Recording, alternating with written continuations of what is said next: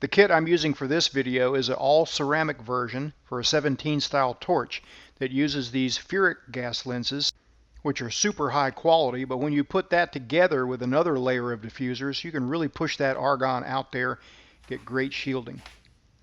So what I want to do now is one by one go over these cups and some really practical applications. A great thing about a number 4 cup is it only requires 8 to 12 CFH of argon. So if you want to do some flash tacking on sheet metal, you want to save some gas on a weekend when you're about to run out, it works great. You can prop it right next to the metal with a really short stick out, hit that amperage all at once with the foot pedal, get a tack on there. A number 5 is great for aluminum. A lot of really good TIG welders love a number 5 for aluminum. It actually limits the amount of cleaning action, focuses that energy on the arc. A number 6 is a great all-around cup for walking the cup, for one thing. You need different size cups for walking the cup for different groove angles and different fillet welds. But a number 6 is great for a single pass fillet weld walking the cup like this. It's also a great all-around cup for aluminum. And one reason is that you can run just a little bit more flow rate and have a little bit longer stick out for getting in tight spots and seeing the tip of that electrode. If you need a little bit longer stick out, a number 7 might help you. A number 7 gas lens will let you use a pretty long stick out and still maintain really good gas coverage. And a number 8 is a great cup for stainless steel, and the argon flow rate is anywhere from 16 to 24 CFH, but you can use a really long stick out with a number 8. Here's a really good example of why I use gas lenses instead of the standard collet bodies that come with most TIG torches. This is a number 8 standard collet body cup. I'm going to use the same stick out and the same flow rate for all these welds. You can see that's less than ideal. It's a little bit gray, it's ropey. That's because there was oxides in the puddle. It wasn't shielding good. I don't do anything different. Same stick out, same argon flow rate with a number 8 gas lens cup. The difference is tremendous right there. Now if I take it a step further and put on the Jazzy 10 with the secondary diffusers, same flow rate, same stick out, I get even better results. That's why I don't typically use the standard collet bodies for stainless steel. Continuing on with the Jazzy 10 is a great all-around cup, especially great for 4130 chromoly cluster joints like this shows here. Also great for stainless steel, tool steels, and doesn't really require any more flow rate than a number 8 gas lens because of those secondary diffusers. Another place where the Jazzy 10 really shines is TIG brazing. You need really good clean metal, but you also really need good gas shielding with TIG brazing with silicon bronze. Here I'm using 2 pulses a second and a Jazzy 10 cup. Get great results. Sometimes you need just a little bit more shielding and you need to use a little bit longer stick out.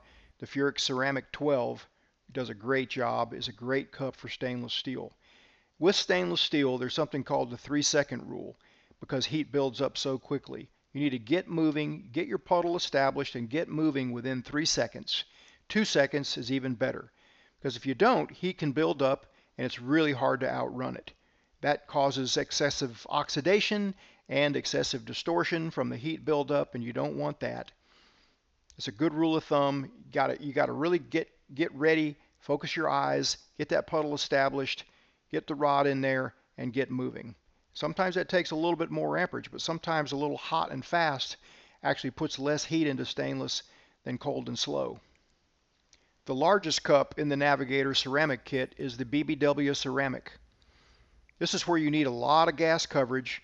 There are times when you do. You need a long stick out, a lot of gas coverage. One example is a titanium test joint. This one's being done in that A-bomb fixture I showed earlier. A good pro tip on titanium is aim for the center hot part of that puddle, because if you try to slip that rod in outside on the cold metal, it's sticky. I want to tie in completely to that end tack, but I don't want to melt it away, so I'm watching it really closely and I back off. There are strict requirements for discoloration for titanium on aerospace tests, and you pretty much want your weld to be silver and discoloration free like this, and a BBW will help you get there. Well, that's the ceramic version of our new Navigator kit. We also have a clear version. We have them for both 17 style torches and 920 style torches. Let's take a quick tour of the clear cups, starting with the number 7 Pro Clear.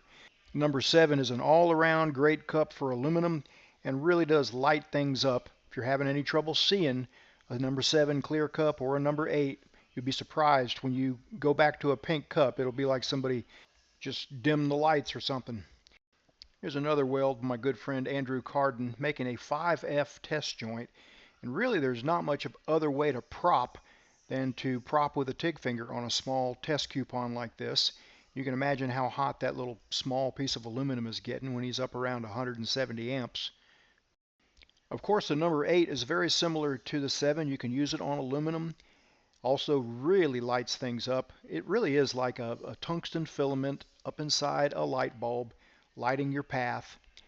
This particular weld here is on a positioner. I'm about 1.5 pulses a second. You can see I'm using a rather long stick out. And of course I'm propping with a TIG finger.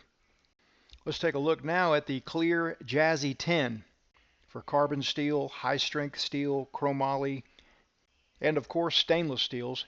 Whenever you need a long stick out as well as really good gas shielding, the Jazzy 10 will do a great job. The FUPA 12 is great for stainless, but also great for doing something like an edge buildup. Here I'm using 50 pulses a second. I find that very helpful for welding on an edge or near an edge. 33% background, 33% pulse time, great shielding for an edge weld.